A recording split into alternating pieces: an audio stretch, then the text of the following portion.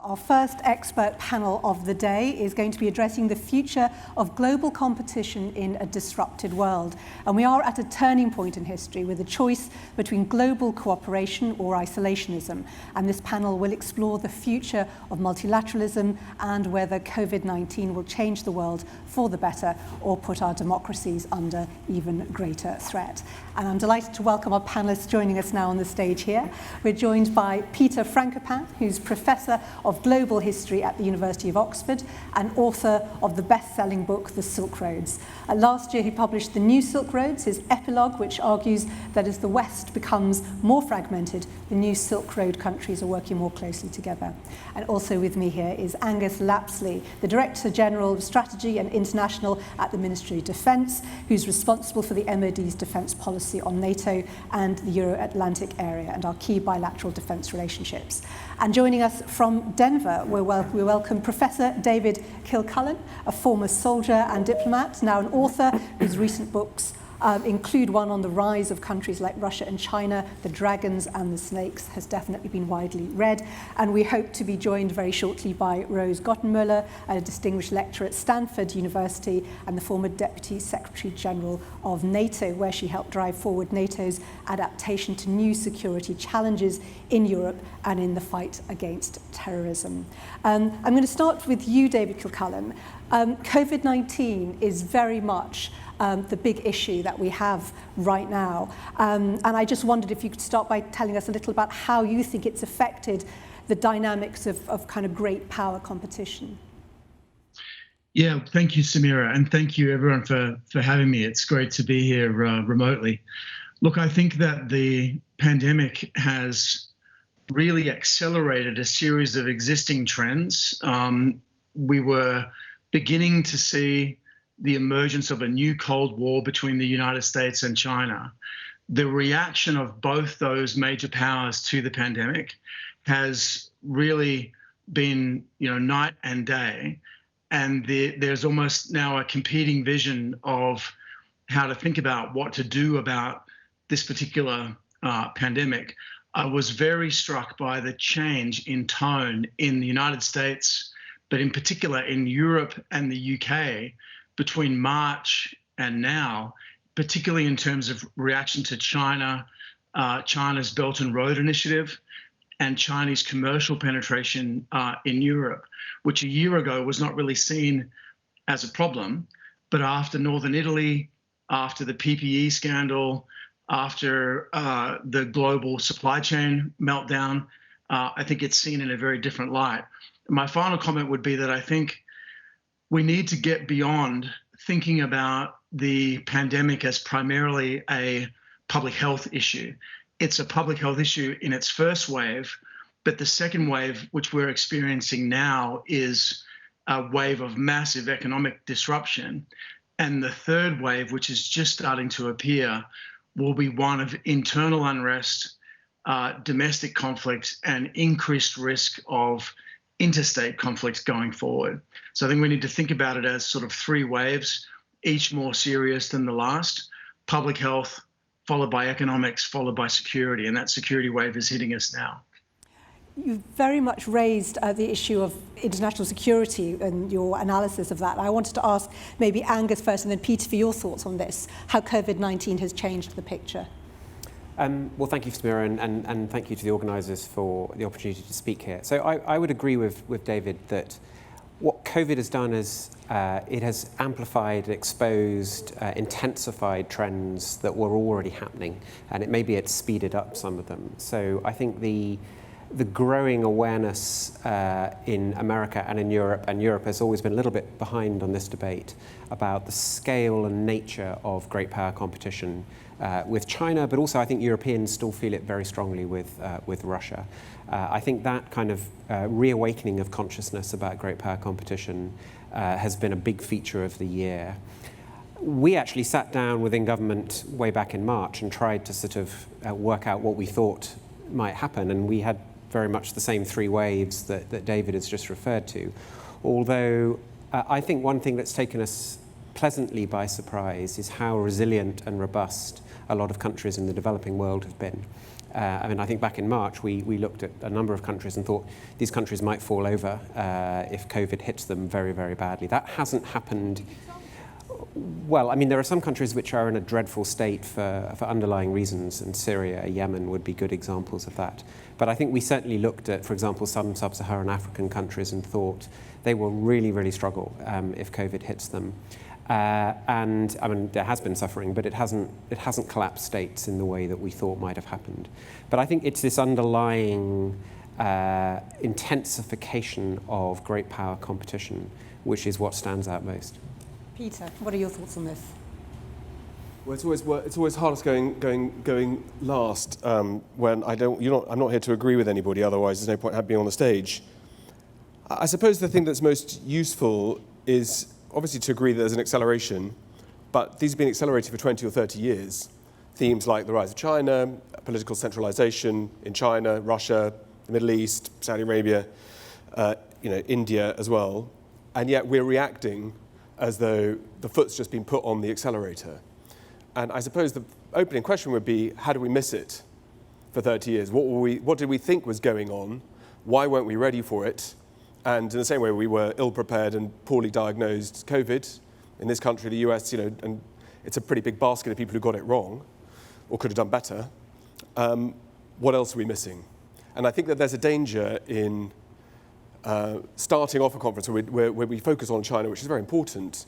But I think it's very important. I think the key thing is to hold up the mirror, first of all, to kick the tires and work out what were we doing while these big themes were going on. If they're so obvious now, why weren't we preparing for them? And if we're going to use opportunities like this to plan forward, how do we learn those lessons? Otherwise, we're going to push the same ideas round and round in a circle. Do you want to answer the question you just posed them?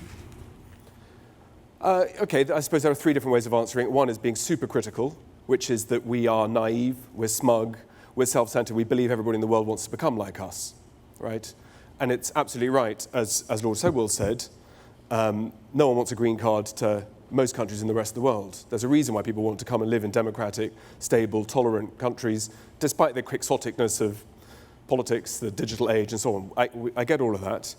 But our assumption that everybody is on the same trajectory, but we're further down the motorway, seems to me not entirely self-evident, that there are large parts of the world where the model we're offering is very clearly not one that is wanted, not just by leaders, but also oftentimes by the population. So one is to be more self-critical.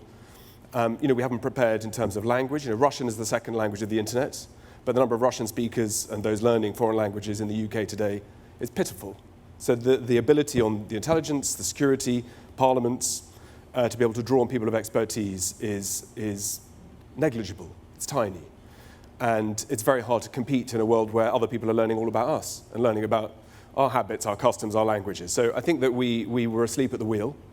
Second, I think we are not well designed to look at things that we don't recognize, right? And as a historian, I can tell you, pandemics, they come up all the time. 1 million people died in the so-called Hong Kong flu and the Asian flu in 1957, 58, and the late 60s. But we thought this wouldn't affect us. And so we weren't ready for it. We assumed the big questions in January and February were about the stability of China. And in fact, it turns out that, no matter how you want to go through the origins of what went wrong, China's response has been robust and has been visibly robust to countries that are important to us to build alliances with. So I think we're not good at solving those kinds of problems. And third, well, this is a very compressed, accelerated time above all because of technologies, that we're able to move ideas quicker and quicker, we're able to communicate quicker and quicker, and it means our vulnerability to logistic and supply chains is much more acute than it would have been any time in the past. So those are the three reasons why I think we are where we are. Okay. Very helpful. So we're in this situation now where many are saying multilateralism is facing this terrible crisis at the end of the Cold War, nations embracing protectionism, acting according to narrow self-interest. Real concern that the idea of a rules-based international order is becoming devoid, in which case what new world order might emerge in its place and how do we deal with it? I'm going to ask you, Angus, first for your thoughts on this issue, because it must be one that the MOD has been thinking about a lot. Sure. First of all, let me just strongly agree with what Peter's just said. I think, I'm very conscious I'm part of a generation of policymakers, and most of us probably are in this room, who are completely post-Cold War in our mindset, and therefore we have a very strong optimism bias. I left university in 1991. The world was about to become a better place, and for most of the subsequent period of my career, you could believe that. And we need to get back to some of the hard-headed realism that our forefathers had. On multilateralism, look, I think one lesson of the COVID crisis is that nation states still really matter. It's nation states that can mobilize resource, that can communicate with their populations, and communication has been a really important part of how successful or not countries have been with COVID, and who can take really difficult decisions about personal liberties or whatever it might be. So part of the lesson of COVID is don't write off the importance of nation states and how effective they need to be. But I do think that, I think the idea that multilateralism won't survive an era of great power competition, I don't think is quite right here, and maybe it's my optimism bias coming back. And I think it's not right for three reasons. First of all, some multilateral organizations undoubtedly provide nation states with the stability and security that they need to navigate this tougher era. I mean, NATO is a really good example. Nobody wants to leave NATO because they feel stronger in it, and they feel safer in it, faced with these kind of threats. Secondly, even if you don't agree in multilateral organizations all the time, and they definitely don't, they are a powerful format for calling out and debating issues, especially if you've got norms that you can point to.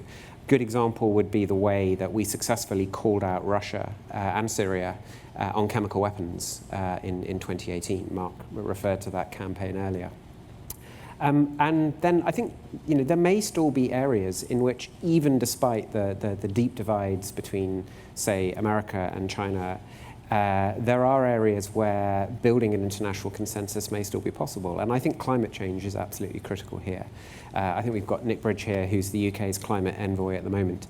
There's a hugely strong set of interests that will bring China to a climate deal. And if we can achieve that, it'll be because a multilateral format allows those discussions to happen properly. So I would not write off multilateralism yet, but we are heading into a tough era. David Kilcullen, what are your thoughts on this? Answering that by answering the previous question of how did we miss the pandemic. And I think there is actually one very simple answer, which is we had tunnel vision on terrorism. We were focused on countering a particular form of violent Islamic extremism for almost 20 years in Africa and the Middle East and Afghanistan, and we were organizing our national security structure and putting the vast majority of our strategic attention onto that issue while other things were happening around us. And I think that leads to this next question of what's the new vision of multilateralism? I think we have to recognize, in the spirit of kicking the tires, as was mentioned earlier, that Western powers have actually done a lot to undermine the credibility of the Western-led world order in the last 20 years, with unilateralism, invading other people's countries, overthrowing regimes, disrupting societies across the world in pursuit of, a small number of Islamic extremists, essentially destroying the haystack to find the needle. I think we have to find a new form of multilateralism. And I would point to two visions that are emerging. One is the Chinese vision, which is essentially penetrating and controlling existing multilateral institutions like the World Health Organization, the UN, World Trade Organization, a variety of different entities as a means to advance China's goals. An alternative, and it's not the US-led version that we've seen in the last 20 years, is what we might call leading from the middle. And it's the aggregation of lots of middle powers getting together and using the power of many to push a self-reliant and assertive policy. And to be slightly parochial, I think one of the best examples of that recently has been the Australian-led push to hold China accountable for the origins of the COVID pandemic, which resulted in about 25 middle powers joining together to push that requirement, and then major powers coming on board, such as the United States, after the fact. That brought Australia very much into the crosshairs of China. We saw China mount the most severe state-based cyber attack in Australia's history back in June and July. But it did show that when powers that are not necessarily, the great powers get together, there are other forms of multilateralism that may be possible. And I'd point in that context to ideas like the D10, which has been kicked around and I think is very well worth considering, recognizing that we can't go back, nor do we want to necessarily go forward to a Chinese-led version of international rules-based order. Okay. Peter Frankopan, what's your take on the way multilateralism could work? Well, usually multilateralism is a posh word for maintaining the status quo.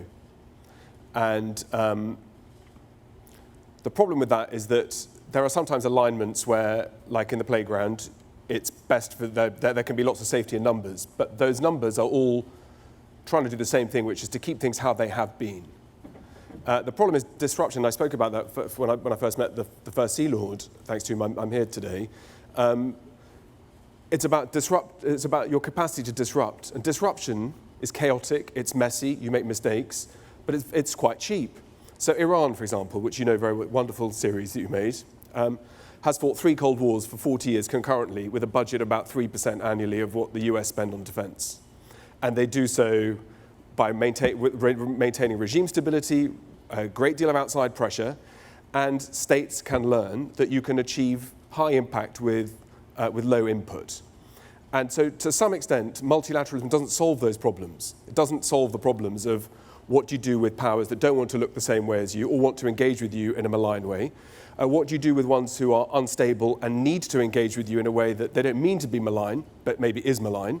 And what do you do with states that are rising incredibly quickly that feel that there's a restoration of a new order? And that's not just a China story, although that drives a lot of it, how China perceives what's happening in the US particularly, but also in Europe. But across all of Asia, there's a real strong sense that demographics, natural resources, mouths to feed, growing middle classes, we're already at the point where the top 20% of global middle classes are now based in Asia, that there is a turn through the cycles. And the question for us all here is, how do we either accept that and adapt to it, or how do we stop it from happening? And those two things tend to end quite badly unless you can make a decision about what you're trying to do. So multilateralism is fine, but you need to know where you're trying to get to.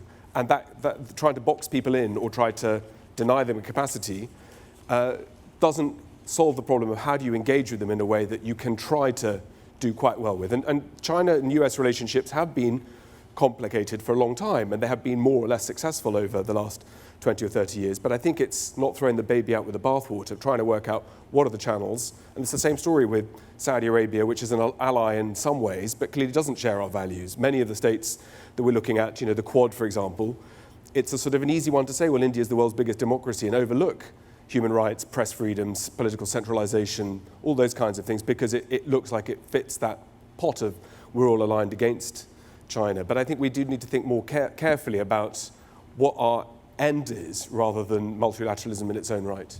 Underlying so many people's kind of superficial look at international relations is concern about the global supply chain. It was exposed to be quite vulnerable in the pandemic. Issues around Brexit, of course, have a special resonance for the United Kingdom. And people are wondering if globalization as we knew it is coming to an end, partly pushed as a result of COVID-19. I wanted to ask each of you that. I don't know if you want to take it first. Go ahead, Angus. Well, I think at the risk of exposing British diplomatic service groupthink, I'm going to agree with what Mark Sedwill said earlier. I don't think globalisation is coming to an end because free trade is still such an attractive prospect to so many countries around the world. And if you look at which middle-income countries have done well over the last 20, 30 years, it's by and large those who've gone furthest in terms of integrating themselves into global economies. And those are the countries who have lifted hundreds of millions of people out of poverty and have generally become more stable as well. So I think the attraction of free trade, on which actually most Western countries fundamentally rely as economies, I think will remain very strong. I think what you will see, though, is a focus on trying to reduce some of the vulnerabilities that have been created. So it might be, as Mark was saying, single sources of supply that can get stressed in a crisis situation. It might be looking to see who is buying your companies and what kind of strategic leverage they might be trying to exert there. And that's why the UK government is undergoing a review of legislation at the moment to make sure we have the tools that we need. And I think actually, tooling up for a more competitive age is something a lot of nation states will have to do. But I don't think anyone wants to throw the baby out with the bathwater. I think perhaps the other possible shift is, I think in most democracies there will be more public and political pressure to make globalization more responsive to the pressures of climate change and biodiversity and the damage which can be done to the environment, making sure that there are proper standards in place. So I think the political pressure for that will only grow. David Kilcullen, I was thinking of something Admiral Gilday said a little earlier when he said our global economy floats on seawater, and yet we're so aware of how vulnerable those sea supplies are. What's your take on the whole issue of the future of globalization and how to deal with the threats? Well, I think we are seeing some decoupling, very significant decoupling between the US and Chinese economies, but not perhaps as extreme as some people have portrayed it. I think it's worth noting that globalization, as we have known it for the last 30 years or so, has been US-centric in political terms, but Sino-centric economically. And I think we're going to see a reorientation in the way that supply chains are organized and the way that the relative balance between economic integration and economic self-sufficiency is selected. It's worth pointing out that I don't think anybody in this room, certainly, and no one that I know in the United States, has a problem with the rise of China. The issue is not, in fact, China. We use that as a shorthand. What we're actually talking about is the Chinese Communist Party.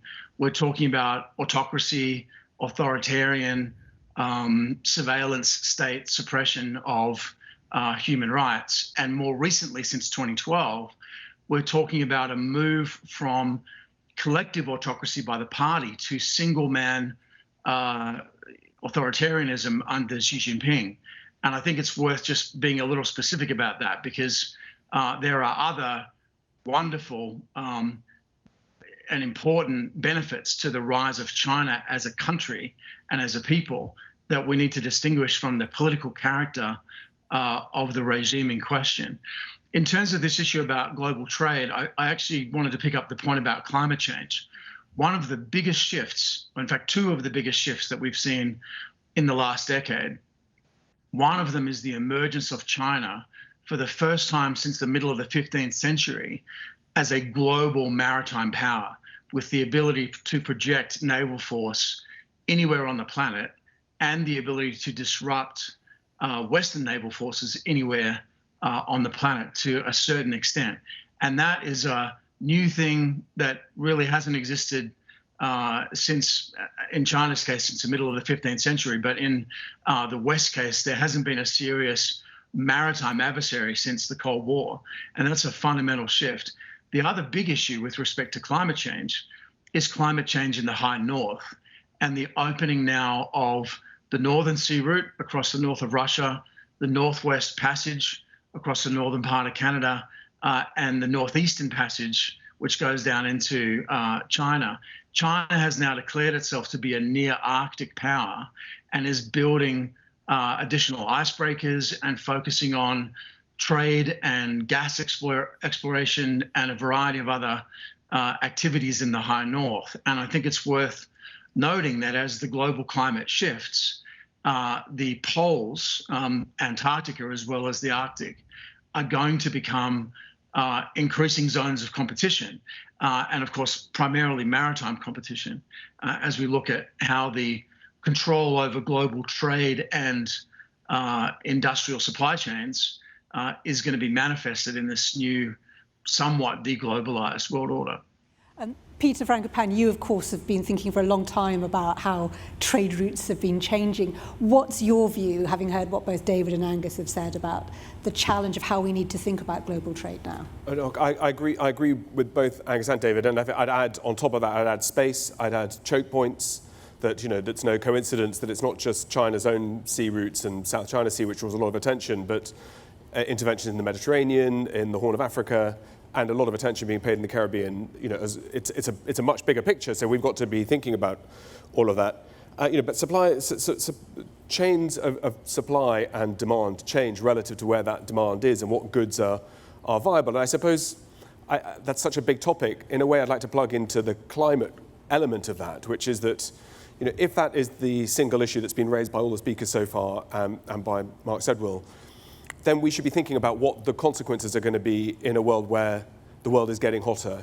And those particular stresses, obviously, as everybody knows, Sub-Saharan West Africa, the Gulf region, South Asia, and northeastern China, and to try to model through what we think the problems are going to be. So if we had difficulties dealing with fundamentalism in the earlier part of this century, presumably the rise of what's going to happen as a result of highly stressed economic zones, particularly in the Gulf, where already 3 of the 6 Gulf states won't be producing, or there's no oil left in my lifetime to be produced, that there is a consequence of highly stressed states running out of money, being climate stressed, with migratory patterns, the rise of fundamentalisms, populisms, and so on. So I think it's all very well thinking about climate from the point of view of green technologies and rare earths and the materials to produce those.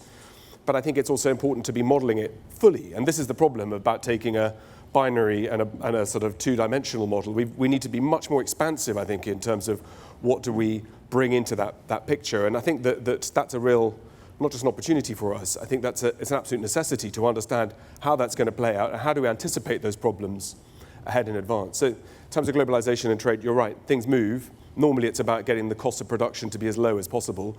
And as David and Angus said, the beneficiaries have been in the US and in terms of the consumer, but the citizens in the states that have gained most have been in other states. In the 3 minutes we have left, I'm going to give you a minute each to either give me whether it's a prediction or a wish list for where focus should be on building a better system of global trade out of the situation we're in, or take it any way you like. But I'll start with you, Angus. What are your thoughts about either priorities or a different way of thinking about how to get out of this? So I think I will channel Rose, who sadly couldn't join this discussion. It was a great shame because she's an amazing speaker. I really strongly believe that all of these challenges are much, much better tackled with an active and engaged US. And that's not a political or a partisan point, because in the world I know best, which is NATO and defence, actually US military leadership in NATO over the last 5 or 6 years has been really strong, and has been indeed since the 2014 crisis over Ukraine. But that kind of leadership, where the US is bringing both its weight and its thinking to bear, is absolutely critical to all of these multilateral challenges. David, a minute for you and your thoughts on this. Look, I think that preventing a war between the United States and China has to be the top priority for all Western countries in terms of statecraft in the next 2 or 3 decades. Once we see that conflict is inevitable, it becomes a self-fulfilling prophecy. If we want to prevent it, middle powers have to be engaged in an assertive, self-reliant foreign policy and military strategy. And that, of course, rests on industrial and education and trade policy that we've been talking about. And I think the NATO notion of deterrence through resilience is going to play an important part in that. My most important point would be, though, that I think we've got to get beyond this sort of, we've got to achieve a victory over what you might call safetyism, right? The idea that the highest value is to be safe. We've got to sort of re-embrace danger and risk in order to survive. And we need, if you like, a sort of new age of discovery to re-engage with what it means to be independent and assertive. And I think that's not anti-US. That makes us, as Mark Sedwill said earlier, much more valuable as members of that kind of self-reliant and assertive Western alliance. David, thank you. Peter, final word to you. Gosh, it's not easy going last. I agree. I mean, I suppose that the only thing I'd add really is that the real danger is when you work in silos And how we divide the world at State Department level, Foreign Office level, tends to be, Russia and the Slavic world, the Middle East, China, South Asia. And although there is obviously communication that sits across all these big areas, and throw in all the other parts of the world too, the danger is that you're always looking for things that you recognise, and you're looking to solve problems that you recognise. And COVID and pandemic should have been one of those, but there are system errors where things are either too big or unexpected. And thank God we're coming hopefully towards the end of this healthcare problem, but we've been uniquely vulnerable in these last 6 months to any form of geopolitical shock. And if there had been any form of incident or engagement over the South China Sea, any form of misfire, intentional or otherwise, our exposure financially, economically, socially is wafer thin. I mean, very thin ice. And we should never think that because we're dealing with a crisis, this is as bad as it gets. It might be as bad as it gets in terms of pandemic, but things could get a lot worse. And I think joining up those silos together is key. Thank you. Thank you all for such insightful and frank discussion. I'm sorry that we weren't able to establish the comments properly to Rosa Guttemüller, but I'm very hopeful that she'll be participating in another panel later today. So we now have our first networking break, and we will see you in 30 minutes for our next panel, which is Building Resilience in a World of Digital Threats. Thank you.